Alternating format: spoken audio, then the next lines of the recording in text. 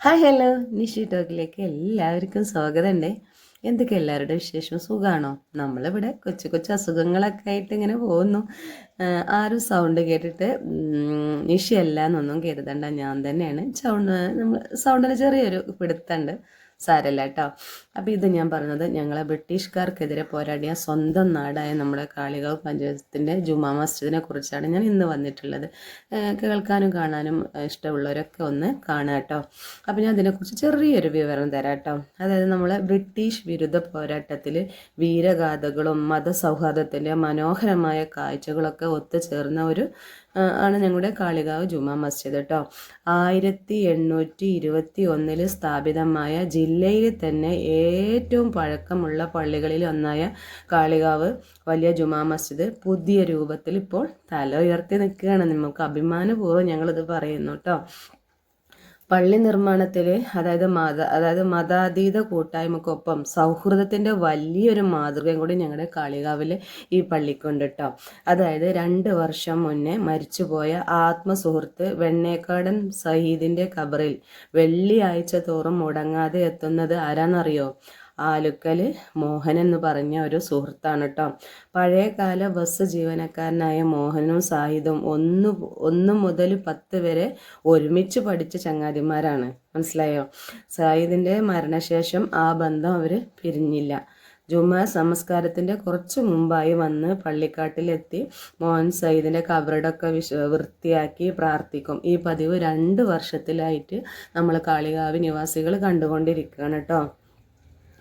പള്ളിക്കാട്ടിലെ ഈ സന്ദർശനം പുറത്തറിഞ്ഞാൽ സുഹൃത്തിൻ്റെ ചാരത്തെത്തുന്നത് തടസ്സപ്പെടുമെന്നൊരു പേടി മോഹനുണ്ടെങ്കിലും അത് നമ്മൾ നാട്ടുകാരും പള്ളി കമ്മിറ്റി അതിൻ്റെ പ്രധാന ഭാരവാഹികളൊക്കെ മനസ്സിലാക്കി അതിൽ സന്ദർശനം ഒരുക്കി കൊടുക്കുകയാണ് അവന് ചെയ്തത് കേട്ടോ.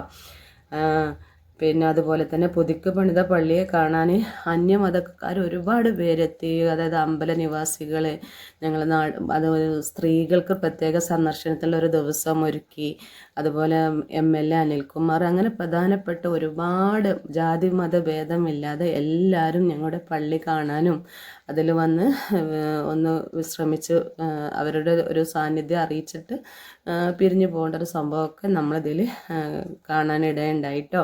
അപ്പോൾ എല്ലാവർക്കും ഞങ്ങൾക്കിത് അഭിമാനപൂർവ്വം പറയാൻ പറ്റുന്നൊരു കാഴ്ചയാണ് കേട്ടോ.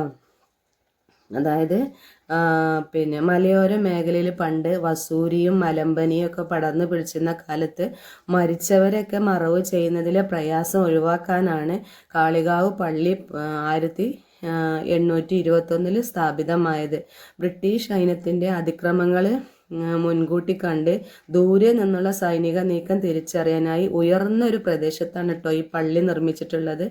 1821 സമര പോരാട്ടത്തിൽ ബ്രിട്ടീഷ് പട്ടാളത്തിൻ്റെ പടയോട്ടം തടയുന്നതിനും നമ്മളെ പള്ളിക്ക് നല്ലൊരു നിർണായകമായ പങ്ക് വഹിച്ചിട്ടുണ്ട് കേട്ടോ.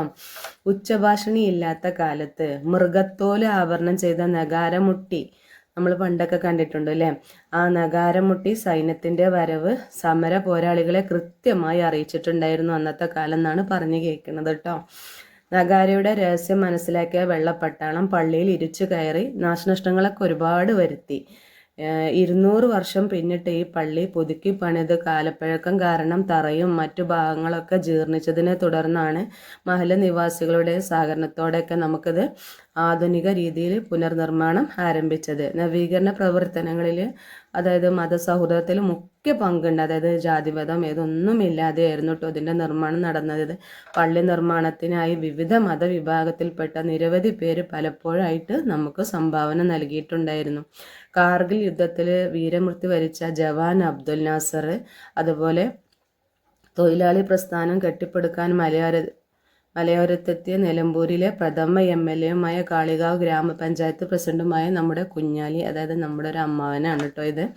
പിന്നെ അറബി ഭാഷാ സമരത്തിൽ വെടിയേറ്റ് മരിച്ച കുഞ്ഞിപ്പ എന്നിവർക്കൊക്കെ അന്ത്യവിശ്രമം നമ്മളിവിടെ ഒരുക്കിയിട്ടുണ്ട്. ഇതാണ് കേട്ടോ ഞാൻ പറഞ്ഞ നമ്മളെ മോഹനേട്ടന്.